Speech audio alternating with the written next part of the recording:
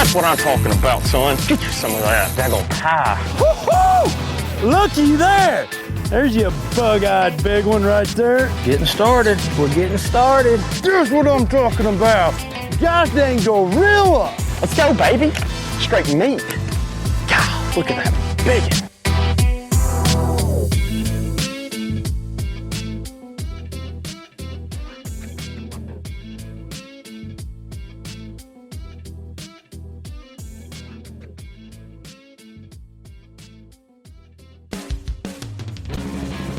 Hi, this is Josh McMurray. I'm the city manager for the city of Oakley. We're located on the Delta. We have a beautiful shoreline, and we really want to promote the city as the gateway to the Delta and showcase everything that we have to offer. We have a beautiful downtown that's expanding, brand new restaurants. What we're trying to do is build that brand to make sure that people know that you can come to Oakley and you can do everything that you want associated with the Delta, and you can still stay here, eat here, and have a good time in a very family-friendly and safe environment. All right, welcome in everybody to the BAM Pod. I'm your host, Big Ed, and on the line tonight, I have got the newest Tournament of Champions winner on the BAM Trail. But he's a Wild West Pro-Am winner. He's a Wild West Pro-Am Angler of the Year. He's an Apex champion. Everybody, let's turn it over and listen to and welcome in right now, Mr. Luke Johns. Luke, welcome to the show, man. Thanks for having me on. I appreciate it. Dude, you go out, you win some things, and I put you on the show immediately. That's what we got to have right there. We got to have the champions on here. I love looking out there and seeing the champions looking back at me. This is awesome. I've been wanting to do this show. I've been waiting for this Tournament of Champions. You know, BAM Trail ended up Pro Tour. Everybody made it on the last day. Coming in, you had to go up against 23 of the top anglers in the West Coast. 23. You know what? I've always said this, and I'll say it again. 23 of the top anglers in the world, man. These guys are awesome. And if they were out there and they had to fight against everybody on the eastern, the southeast out there, they would turn some heads just as well. So, and you are definitely one of those guys included in that. I cannot imagine having to face you guys down out there. And first of all, what does it feel like going out there and having to compete against, some of the biggest names on the West Coast? You've got top dogs out there swinging these rods on the California Delta. And if I'm not mistaken, you took it home with a day 3. Everything goes back to 0, but you brought in a big Delta bag at 1642. I asked you on the stage, is like, did you think 1642 would win? Because I don't know that 1642 would make you feel real comfortable coming in. No. Well, yeah, well, like you just said, 1642 is not a big bag on the Delta. On the drive in, I literally thought I was getting 3rd or 4th. So I had it written off basically until I got back to weigh in. But we'll get into those details in a little bit, I guess. But circling back to your first question about, going out against all the guys on the West Coast, I will say, when I first got into this kind of on the pro side in 2020, that was definitely a little bit more of like I don't want to say starstruck because that makes me sound a little like whatever, but it was intimidating going against those guys as a 20-year-old. And over the last couple of years, I've kind of grown into myself and really became comfortable, and I don't quite have those nerves anymore. I just understand that my competitors are very capable and that I have to perform to the absolute maximum of my capabilities if I want to have a chance of beating them. When I look out there, you say it's intimidating. It's a little bit out there, but you're what, 25 now? Yes, 25. You're 25 now. Everybody just heard what I read off. You just drove out. Well, you didn't technically drive out. Your dad drove out with a brand new boat. Yeah. His lowrider was out there pulling that beautiful Pantera. That Basscat Pantera was leaving. Everything got home okay, right? Oh yeah, it's perfect. Yeah. Made it home, no scratches. And you come out and you have to go up against these guys, and this is what the Pro Tour is all about.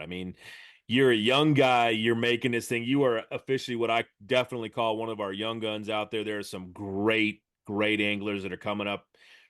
The future of West Coast bass fishing is definitely bright, and I see you guys doing this. And I mean, there are some really top names out there, and some of the old guys are, I don't want to say they're the old guys, they're the seasoned veterans. Let's put it that way. You got the Ishman Rose, you got the Greg Gutierrez out there.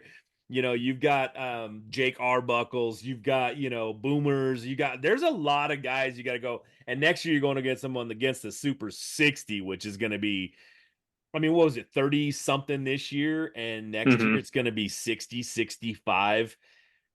Dude, I mean, it's good thing you made your name right now and you're making your name, because there's some good guys coming. And I don't know, it's going to be tough going up against some of these guys. Are you at all? And again, I don't want to put it that in your, a spot on you where you're like, oh, are you, starstruck? I don't think that's what it is anymore, because you're one of the stars now. But are you intimidated all by this field now that you've done what you've done, man? There's no reason to be, but is it still a little bit, maybe some butterflies in there? As far as competition goes, there's a little bit of butterflies just for the idea of what we're fishing for a bigger West Coast tour, Oh, for a lot of money, and for some prestigious trophies. I mean, yeah. like I said on stage when I won, I like trophies. So, if I can add those to the arsenal, then there's a little bit of nerves behind that. But as far as the actual competition goes, I've definitely gotten a lot more confident over the past couple of years, and I've Mm. fallen into a place where I kind of just I feel very comfortable going out, and I know what I have to do to execute. And I've also learned that it's never good to worry about your opponents. I mean, it doesn't matter if you're going out against, KVD or, Kinma on the Delta or Ishman Rowe, you know, they got to catch them their own way and you got to catch them your own way. You're not, going head to head against this guy and you don't have to block his punch or anything like that. You just have to fish better than he did that day. So there's not so much the nerves on the side of, is this guy better than me? Is he going to beat me today? It's just you against the fish. So that's how I kind of tackle every day to keep me a little bit more calm. Yeah, like you said, it's, I don't know, maybe it's more like I said, you're one of the champs now, dude. You don't have, it's out there, and it's definitely, Ken Moss said it on the stage, you're basically a phenom right now. I mean, you have come in and you have just absolutely cut out and carved your name in stone right here on the West Coast. I mean, it is absolutely 100% amazing what you've done at the young age that you are. You've done so much. There are so many good anglers out there right now, and you are just, I'm sorry, but you're top of the field right now, dude. You have made this thing. Everybody's looking, and when they hear your name out there, yeah, they have to worry about you a little bit, man. That's gotta feel a little good too. That I make some people butterflies. I remember back when I was first started fishing and fishing tournaments, and it was Gary Dobbins. Nobody wanted to fish. Gary Dobbins showed up. Oh, great! I don't even want to show up. Now I see there's some changes. You show up to a pro-am and there's some guys out there. I've heard the rumbles. It's like, oh, look, Luke Johns is here. It's like, yeah, great. I just give him my money and go home. Well, So yeah, it's I there. don't know if I've gotten quite there yet, but I'll take it wherever I can get it. I mean, I've definitely worked hard to get to where I am, and yeah, it's felt good. I mean, I got to say, coming from the first win that I ever had on the pro level when I was 20, it was I think that was kind of the time I won, and everybody was kind of like, "Who is this kid?" Oh, he just had a good weekend. It's a fluke, whatever.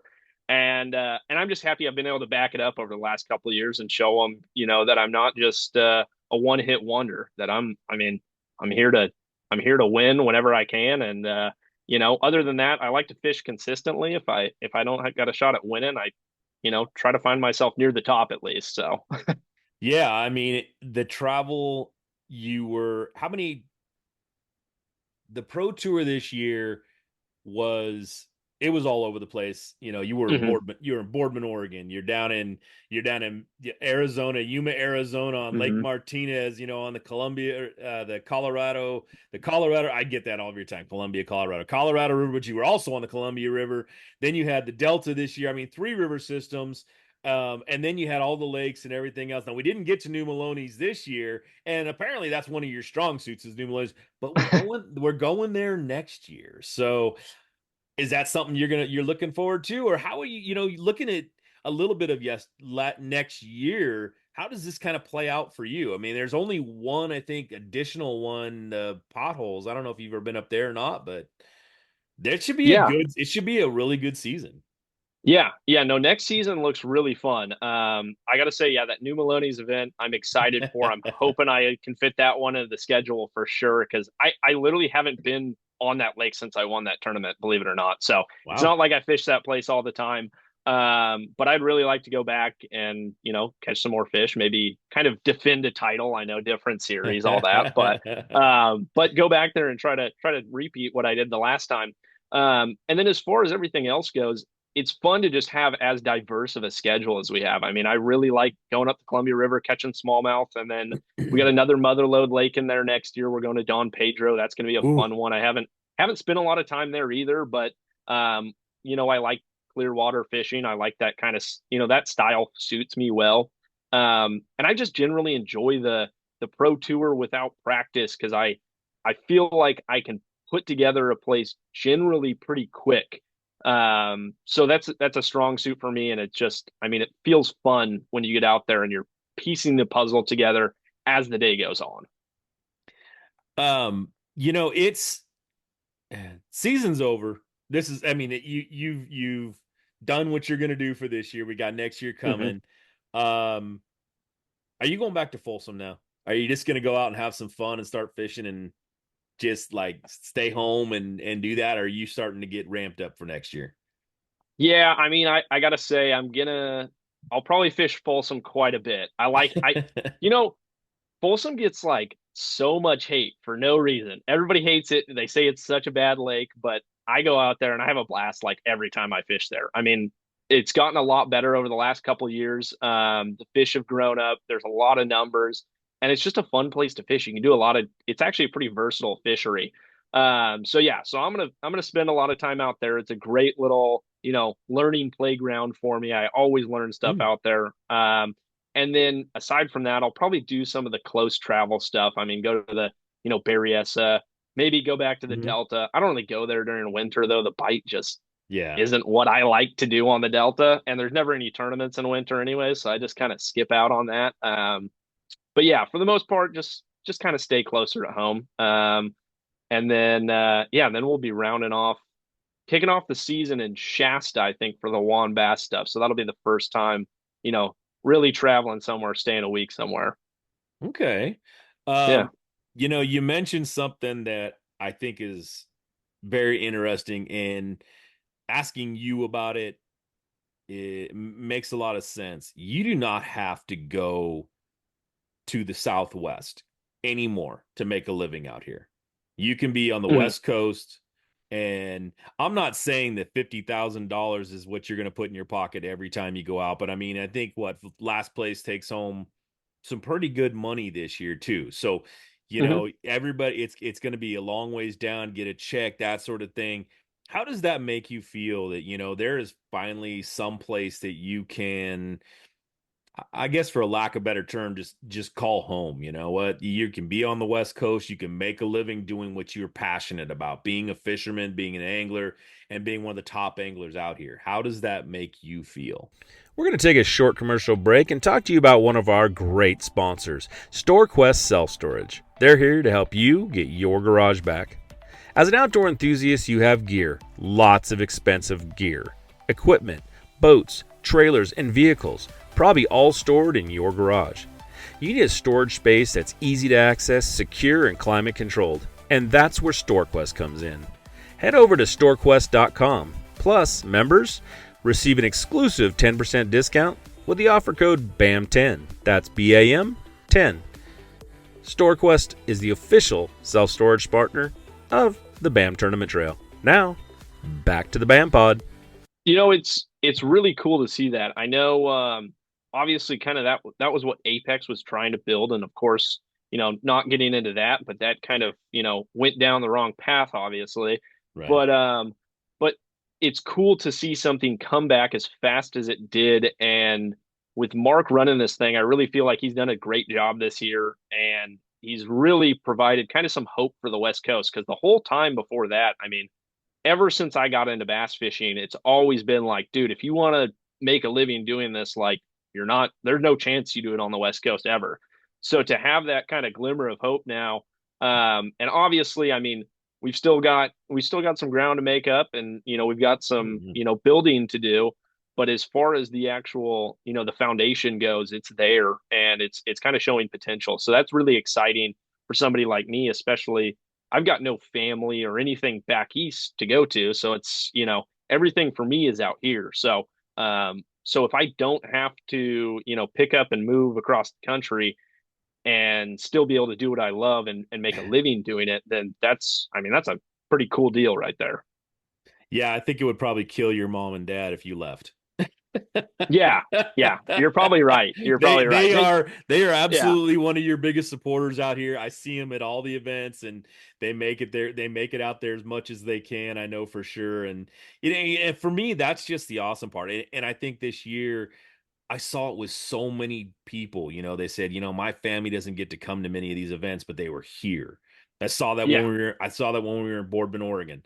I've seen that, the Demekis family's been like at every one of the events. They're Hmm. just there's so many families that have been able to show up and be at events that are large events, on out here on the West Coast. And I think that part is probably for me, it's one of the most awesome parts to see is that you guys can have this beautiful support system that you have, and you don't have to be 3,000 miles away to, and they're rooting from a long distance away. No, these people are rooting from the crowds. They're right there in Yeah. the stands, Yeah. and that was to see when you won that. To look out there, see your mom and dad both. I mean, just the pride. Your mom breaking down. It was it was impressive to see, and it was great. And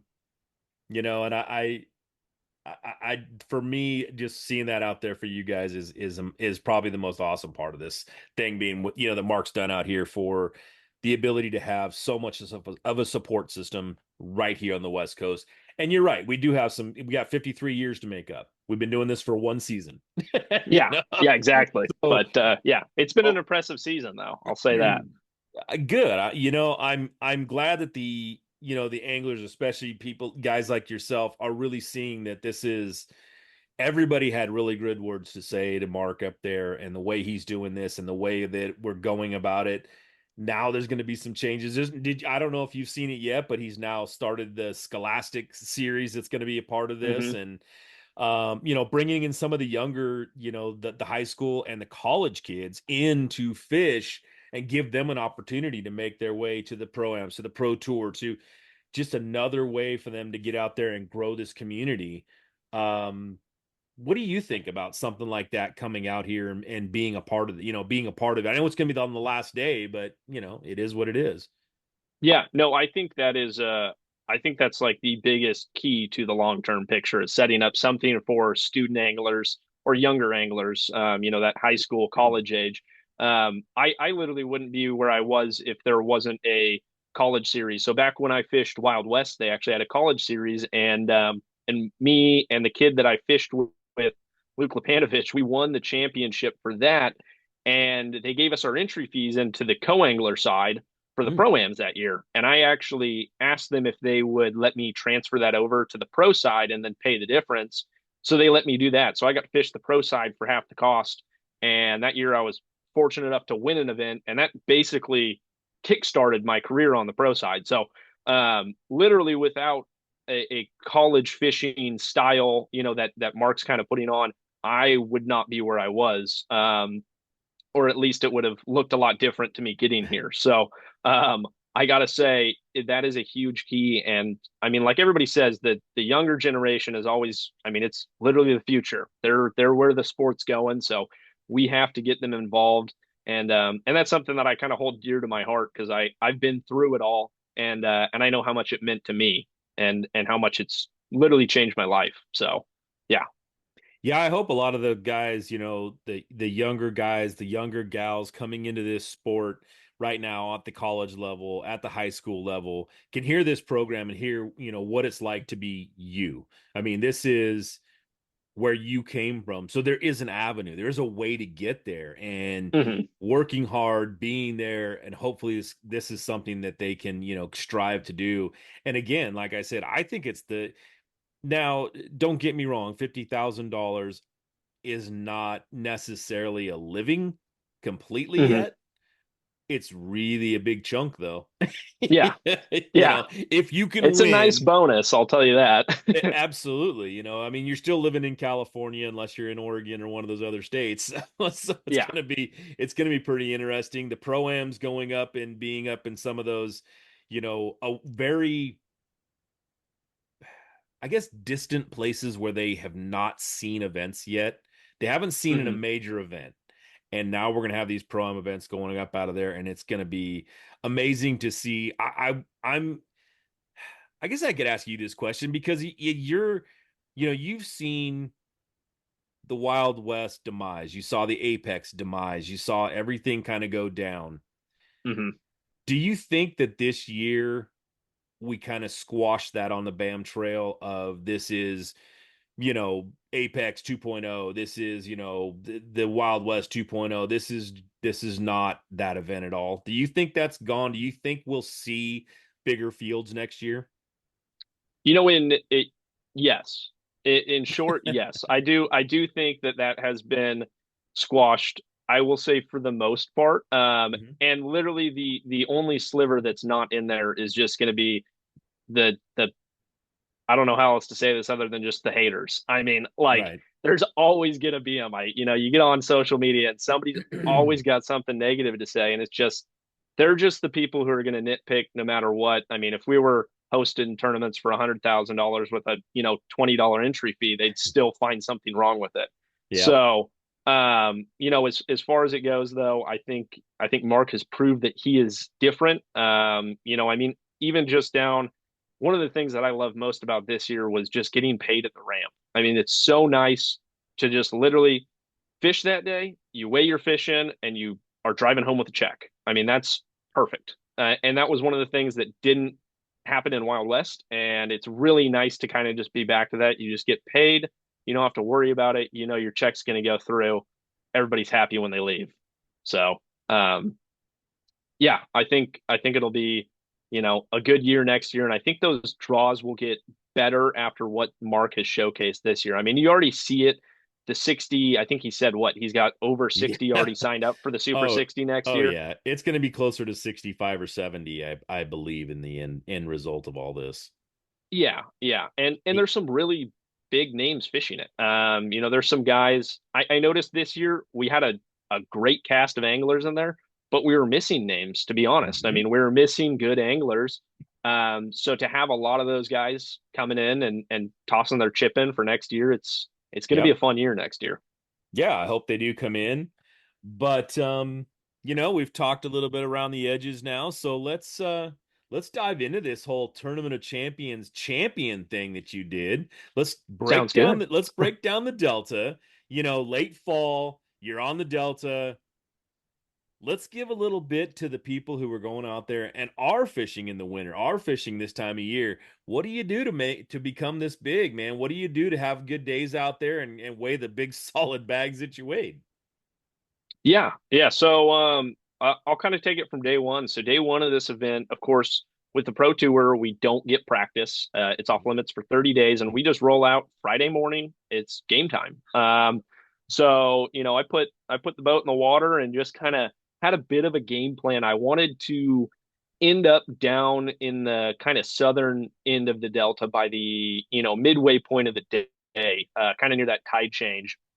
So I basically just kind of worked a little bit of like I guess, kind of a milk run of just historical spots that I fished a lot on the way down there, just looking for, the right grass, the right water, everything in between. And basically the whole way down, I didn't find anything. So I pretty much just, stopped and fished for about 3 hours at various locations on the way down there. And literally, I don't know. I don't think I caught a keeper on the way.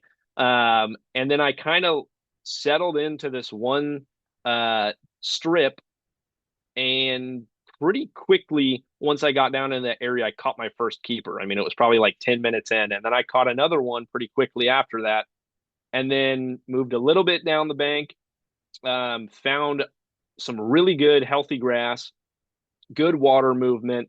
It was kind of the perfect storm. There was bait in the area, and everything looked healthy. And then I was able to actually see fish just with my eyes. We had a super low tide that week. So I literally was just visibly seeing a ton of fish in this area. I mean, a lot of like 3 to 4 pounders, and then some big, 5, 6 pounders as well. So I kind of knew I was in the right area once I had seen that. And then I kind of just expanded on my knowledge base as the tournament went on. So I kind of just I would break down these tiny little sections uh of that slough that I was in, and I'd have these 50-yard stretches where I kind of knew there was a more dense population of fish. And that's what really kind of carried me through the first 2 days. And then after that, on the third day, I was really able to just like absolutely narrow down my spots to like, I think I basically caught fish off of 4 50-yard stretches on the last day, and that was it. They might even be like 20-yard stretches. There were not big areas at all.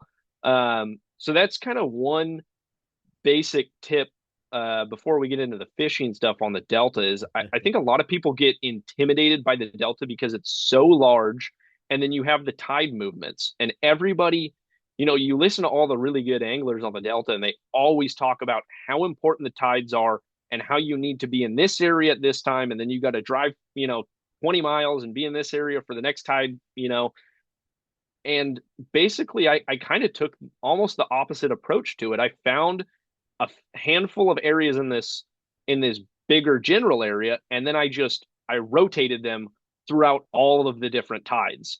And I kind of just learned how these fish set up during, how were they on the absolute low tide, and then how do they move as the tide came in and in and in.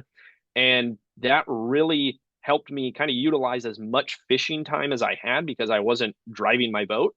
And I was basically just focusing on these concentrated areas where I knew fish were, and all I had to do was figure out what kind of stage they were in. I'd say that in quotations during each tide. So then the last day, basically, I had pulled into the same area, put the trolling motor down, and picked up a Picasso shock blade and just started kind of burning the bank, trying to find some more active fish first thing in the morning, and they weren't really firing. I think I got like 1 or 2 kind of short strikes on it, and that was my first sign, first thing in the morning that it just wasn't, they weren't really on the reaction bite. It seemed like the more the week went on, the harder it was to get bit with like a flipping stick, a top water, and a chatterbait. So I just picked up, something that's super easy for me. I catch a lot of fish, I have a lot of confidence in it. That was just a wacky 5-inch Senko. And I just started just pitching the weed lines with it. And I literally caught 30 to 40 fish in the first probably 3 hours. I burned through like 4 packs of Senkos. They were like, it was like a war zone on the boat deck. They were just everywhere. But it was nice. I caught a ton of fish, and filled my limit out. Although, I'll say it was a small limit. It was nothing that I wanted to come in a weigh-in with, but it helped kind of set the pace for the day, helped me calm down and relax. And then I just knew all I had to do was upgrade. So after that, I think about probably 10 o'clock, the camera boat pulls up on me. And Thomas hops in the boat with the camera. He starts filming, and, I'm going down, catching some small Senko fish, pick up the chatterbait here and there, flipping stick here and there, trying to rotate in something to get me a bigger bite. It wasn't really happening in that area. So I just decided I'd kind of beat those fish up for the first couple hours, and it was time to kind of roll down. So, I had an island that had a lot of water movement on it. And when that water first started coming on that like incoming tide, I noticed a lot of fish would become a lot more active on that bank, and I could catch them pretty easy with a chatterbait. So I'm on my way to that place, and I just see there's like a sheet metal retaining wall. And I literally just told Thomas, I was like, you know what? Screw it, dude. We're just going to fly in here real quick. It's going to be like, a 10-minute stop. We might catch one, we might not. So I just pull in there, shut the boat off, and I had live scope on for finding kind of the grass lines. It was a little bit overcast that day, so you couldn't really see the grass lines with your eyes as easily. So I was using it just for like the distance to find the grass line. So I throw the trolling motor down. I look over there with live scope, and I can see this bait ball just sitting on the retaining wall. And all of a sudden, I just see this just nice big blob just swim out from underneath it. And I'm like, dude, there's no way that's not a bass. So I grab the Senko, and I'm like, if it's going to eat anything, it's going to eat a 5-inch Senko. So I just flip the thing out there. And sure enough, I watch my Senko sink on screen, and I literally just watch this fish just nose down to it. It's a kind of an all rock bank, so it's really easy to see fish on live there. Normally, Delta, you can't do anything like this. But anyways, I just watch this fish swim down to it, and I just pick my rod up, and it's heavy, and I'm like, oh my God, she's got it. Set back into it, and the second I set into it, I turned around to the camera, and I'm like, dude, this is a big one. Like, pay attention here. This is gonna be good footage. So anyways, fight the thing. It comes up, does its jump. I'm, a little freaking out a little bit, and tries to go under the boat, tries to wrap in the trolling motor, managed to kind of wrangle it away from everything, and comes up right next to the boat, opens its mouth, and I just grab the sucker and pulled in. That was my big one for the day, a 4.5 pounder. So I was absolutely juiced up at like 10:30 in the morning, because I was like, dude, that's the start we needed. We got the limit. We got one great fish in the boat. We need, probably 3 more like that. I figured you'd need that 17 to 18 pound mark to have a shot at winning. So, obviously I wasn't, confident with that bag that I had at that time, but I felt good about the start we got. So, anyways, they film me a little bit longer, hop out of my boat. And then, anyways, I run down to another spot and chatterbait that wall, catch like one more fish that maybe cold like a 1/4 pound. And I got like 12 or 13 pounds at this time. And then I just kind of started my rotation through all those spots pretty quickly. I would just hit them for 20 or 30 minutes. If those fish were firing, I'd know. And if they weren't, it was off to the next spot. And I did that for about 2 or 3 hours with pretty limited success, maybe a couple more tiny upgrades. And then at about 1:30 or 2 o'clock, the wind finally started to blow in the section that I was in. And I picked up that shock blade again, and I just started going down this grass line that had good wind movement and good tide movement on it. It looked absolutely perfect. And about 5 minutes in, I got a bite, catch it. It's like a 2 pounder. I'm like, okay, cool. Nothing to write home about, but it's a solid fish and a good sign. And then like 5 minutes after that, I just get absolutely slacked on it and set the hook on that one. Comes up, I'm like thinking, oh, okay, it's like a 3 pounder, like solid coal. I go get it next to the side of the boat. I'm like, I'll boat flip it. So I boat flip it and it lands in the bottom. I'm like, dude, that's like almost another 4.5 pounder. Ended being like 430. And so I throw that one in the well. That's a 2.5 pound coal for me. So that was huge.